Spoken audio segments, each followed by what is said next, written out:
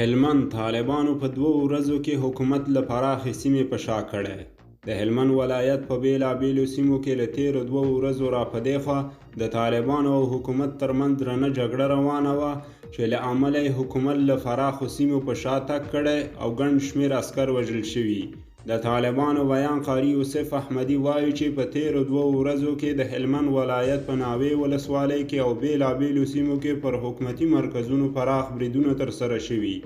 چې د ده په خبره په پایله کې د موسی کلا خانشین او دیشو ولسوالیو د انتقالي مرکزونو د نیول کېدو ترڅنګ 22 پوستې 2 ماموریتونه او 1 قرارګاه هم نیول شوی دی. د احمدي په خبره د هلمند په نهل سراج ولسوالۍ کې هم پر دولتي مرکزونو بریدونه شوي چې له امله یې حکومت 14 پوستې تخلیه کړي او د 3 پوستو 26 تنه عسکر له 4 شمیله وسلو سره تسلیم شوي دي.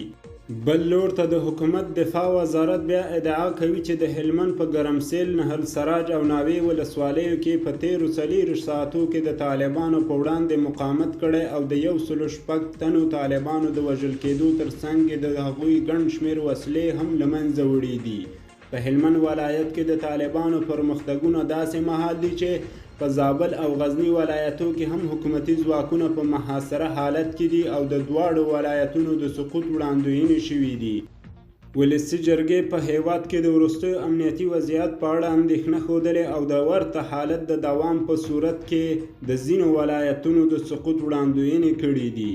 کومې حادثې کیږي دا اوس هم ګوګورویده ده بانکې دا میکه اتل صاحب